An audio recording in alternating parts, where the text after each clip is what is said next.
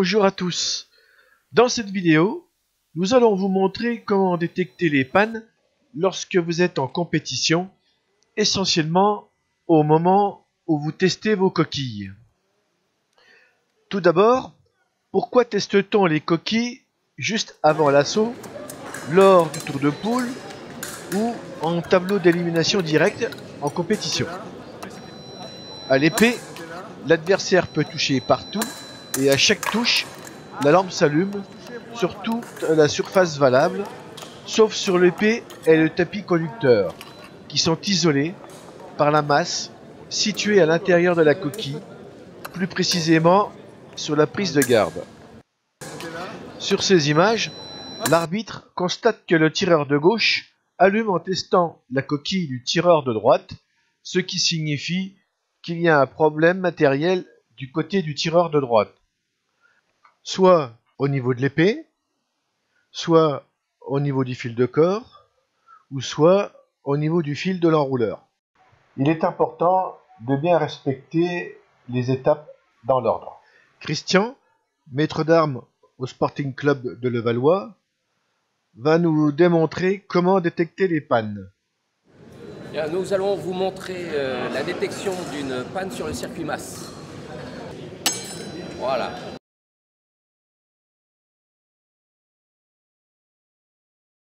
L'appareil s'allume. Donc de mon côté, on va essayer de trouver si c'est l'épée ou si c'est derrière le tireur, que ça ne fonctionne pas. Donc la première chose à faire, je débranche mon épée. Avec la pointe de mon adversaire, je viens toucher la fiche à 20, la fiche la plus écartée.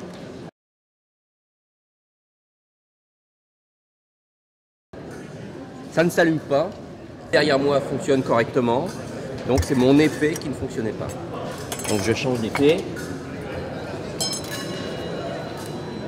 Je la rebranche.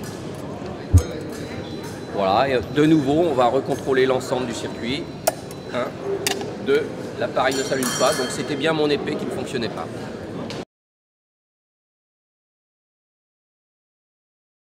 Donc voilà, maintenant nous allons essayer de détecter une autre panne sur le circuit. Donc toujours même principe, on repart sur le test des coquilles.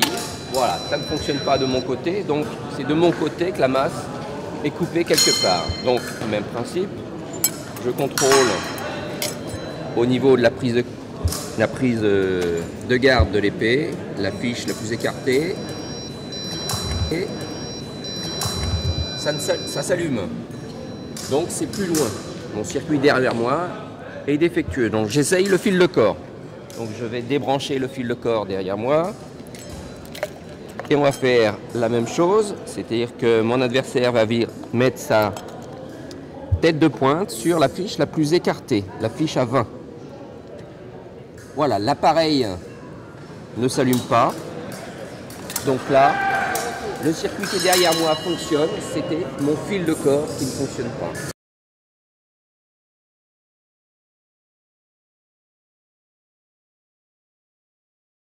Si c'est mon arme qui fonctionne, donc toujours le même principe, ça s'allume. Je vais tester d'abord l'arme en retirant mon fil de corps de ma prise de garde. Je vais venir toucher la pointe de mon adversaire, la fiche à 20, la fiche la plus écartée. Ça s'allume, donc c'est plus loin dans le circuit. Donc comme tout à l'heure, je vais débrancher derrière la prise. Voilà, je vais la mettre en contact avec la prise et mon adversaire va venir toucher la fiche la plus écartée, la fiche à 20.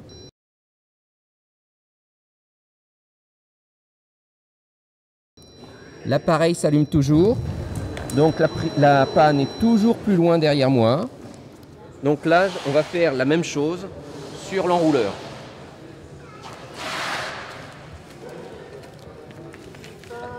On va débrancher l'enrouleur. Voilà, mon adversaire, toujours pareil, va venir toucher la fiche à 20. L'appareil ne s'allume plus. Donc c'était le fil d'enrouleur, il va falloir que je change d'enrouleur.